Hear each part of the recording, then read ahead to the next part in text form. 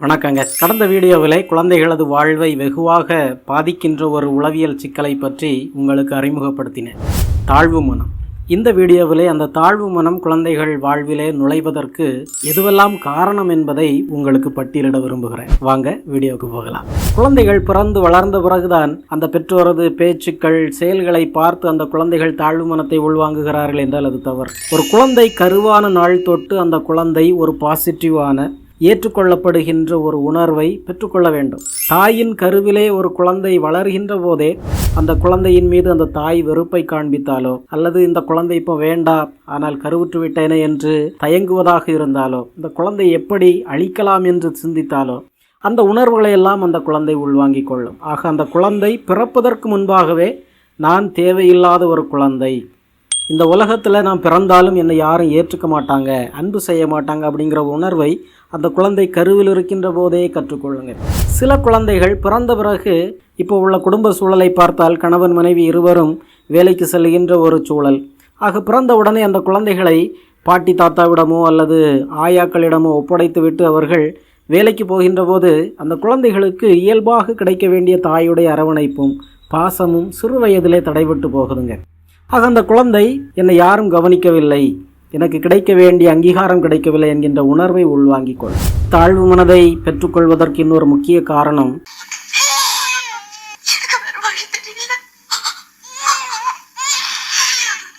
என் அம்மா எதுக்காக என்ன தூக்கி எறிஞ்சிட்டா? எல்லாரும் போக்கிட்டு படசையும் குப்பையும் தூக்கி எறிவாங்க, என் அம்மா என்ன தூக்கி எறிஞ்சிட்டா. வளர்கின்ற போதும் அந்த பெற்றோர் செய்கின்ற சில தவறான செயல்கள்ங்க. குறிப்பாக அந்த குழந்தைகள் சில நல்ல செயல்களை செய்யும் போது அந்த குழந்தைகளை பார்க்க வேண்டும், கவனிக்க வேண்டும், அங்கீகரிக்க வேண்டும், கைத்தட்ட வேண்டும், பாராட்ட வேண்டும். சில பெற்றோர் அதற்கு கூட நேரம் இல்லாதது போல நடந்து கொள்வார்கள். சில பெற்றோர் பார்த்தீங்கன்னா குழந்தைகள் நல்லது செய்தாலும் அவர்களை எரிந்து விழுந்து திட்டுகிற ஒரு பண்பை பெற்றிருப்பார்கள். எதற்கெடுத்தாலும் குழந்தைகளை திட்டுறது, விமர்சிக்கிறது, கேலி பண்ணுறது, மட்டம் தட்டுறது. இப்படிப்பட்ட பெற்றோரது கையிலே வளர்கிற குழந்தைகள் நிச்சயமாக தன்னம்பிக்கை இல்லாத குழந்தைகளாக தான் இருப்பாங்க. இன்னும் சில பெற்றோர் செய்கிற மிகப்பெரிய தவறு என்னென்னா, தங்களது குழந்தைகளை கான்ஸ்டண்ட்டாக மற்ற குழந்தைகளோடு ஒப்பிட்டு பேசுவது. அந்த குழந்தையை பாரு எவ்வளவு மதிப்பெண் எடுக்குது, ஒன்னாலேயே முடியலை, மக்கு என்று சொல்லி எப்போதும் மற்ற குழந்தைகளோடு தங்கள் குழந்தைகளை ஒப்பிட்டு மட்டம் தட்டுகின்ற போது அந்த குழந்தைகள் அந்த வலுவான எண்ணத்தை உள்வாங்கிக் கொள்ளுகிறார்கள். மற்றவர்களை விட நான் தாழ்ந்தவன், என்னால் எதுவும் சாதிக்க முடியாது என்று சொல்லி தங்களது வாழ்விலே அந்த தாழ்வு மனத்தை ஆழமாக பதித்துக் கொள்ளுகிறார்கள். இன்னும் சில பெற்றோரை பார்த்தீங்கன்னா குழந்தைகளை எப்போதும் மதிப்பெண் கொண்டே தீர்ப்பிடுவது. அந்த குழந்தைகள் நல்ல மதிப்பெண் எடுத்தால் மட்டும் பாராட்டுவது, அவர்கள் வெற்றி பெற்றால் மட்டும் பாராட்டுவது, அவர்களது செயல்கள் நல்ல செயல்களாக இருந்தால் மட்டும் பாராட்டுவது என்று. ஒரு குழந்தை எப்போதுமே 100க்கு 100 எடுக்க முடிகிறது இல்லையே. ஆக அந்த குழந்தைக்கு அது ஒரு பெரிய அழுத்தத்தை கொடுக்கிறது. நான் முக்கியமல்ல, எனது பெற்றோருக்கு மதிப்பெண் தான் முக்கியம், நான் முக்கியமல்ல, எனது பெற்றோருக்கு நான் வாங்குகின்ற மெடல் தான் முக்கியம் என்று தங்களை தாழ்த்தி கொள்ளுகிற, தங்களை பற்றி கேவலமாக எண்ணுகிற ஒரு உணர்வை குழந்தைகள் பெற்றுக்கொள்வாங்க. குழந்தைகள் வாழ்விலே தாழ்வு மனம் நுழைவதற்கு அந்த குடும்ப சூழலும் மிக முக்கியமான பங்காற்றுங்க. ஒருவேளை அப்பா குடிகாரராக இருந்தால் கண்டிப்பாக அந்த குழந்தைக்கு அந்தந்த வயதிலே கிடைக்கின்ற அரவணைப்பும் நல்ல விமர்சனங்களும் திருத்தங்களும் நிச்சயமாக கிடைக்காது, பாராட்டு சுத்தமாக கிடைக்காது. ஆக அந்த குழந்தைக்கு நிச்சயமாக தாழ்வு மனம் உருவாகித்தான் ஆகும்.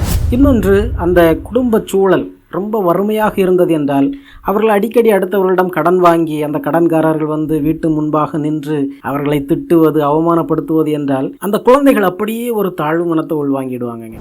சில குடும்பங்களிலே கணவன் மனைவி எப்போதும் சண்டை போட்டுக்கொண்டு பிரிந்திருப்பார்கள். ஒருவரை ஒருவர் கோபத்திலே திட்டுவார்கள், அவமானப்படுத்துவார்கள், பழி சொல்வார்கள். இதையெல்லாம் பார்க்கின்ற குழந்தைகளுக்கும் நிச்சயமாக தாழ்வு மனம் வளருங்க.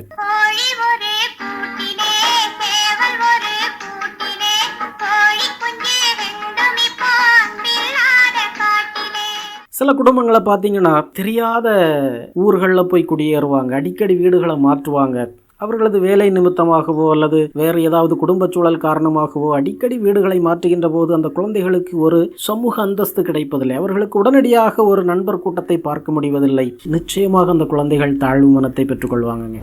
சில பெற்றோரை பார்த்தீங்கன்னா நேர்மாறாக குழந்தைகளை ஓவராக பாதுகாக்கின்ற, ப்ரொடெக்ட் செய்கிற ஒரு மனநிலையை பெற்றிருப்பார்கள். அந்த குழந்தையை யதார்த்தமாக சில தோல்விகளை அனுபவங்களை சந்திக்க விடாமல் பொத்தி பொத்தி வளர்ப்பது. அந்த குழந்தை தனது வாழ்விலே தாழ்வு மனதை நிச்சயமாக பெற்றுக்கொள்ளுங்க.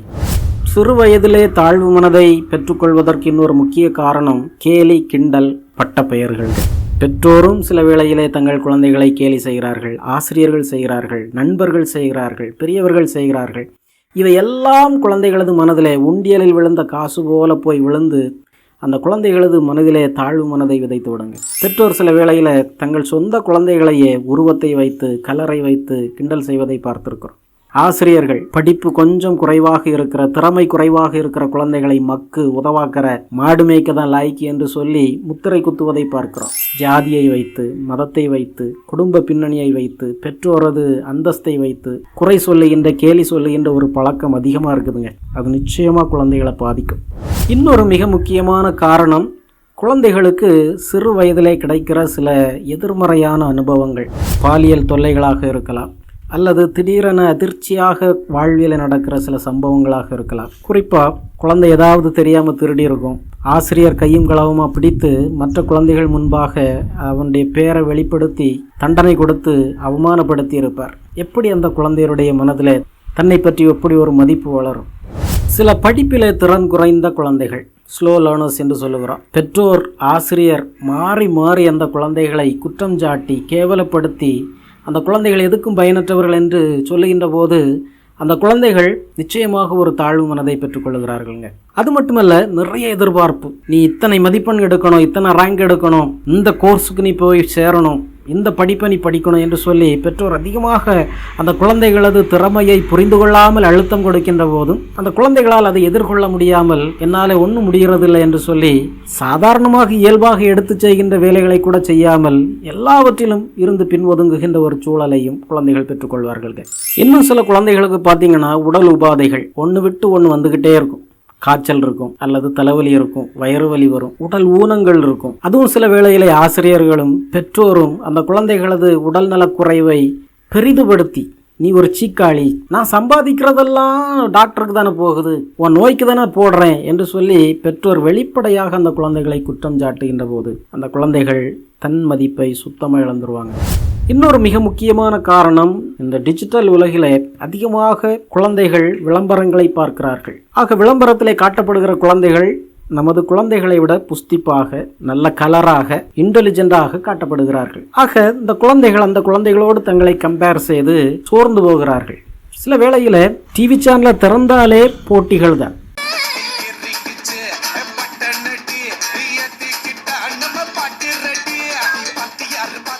குழந்தைகளை மையப்படுத்துகின்ற நடன போட்டிகள், சமையல் போட்டிகள், பாட்டு போட்டிகள் என்று போட்டிகள் மீது போட்டிகளை திணித்து திரையில் காண்பிக்கப்படுகிற ஒரு சில குழந்தைகள் தான் திறமையானவர்கள். எனக்கு ஒரு திறமையும் இல்லை, அந்த குழந்தை எவ்வளவு சிறப்பாக ஆடுது என்று சொல்லி நமது குழந்தைகளை ஏங்குகின்ற குழந்தைகளாக, ஏங்குகின்ற தலைமுறையாக இன்றைய டிஜிட்டல் மீடியா வைத்திருக்குது.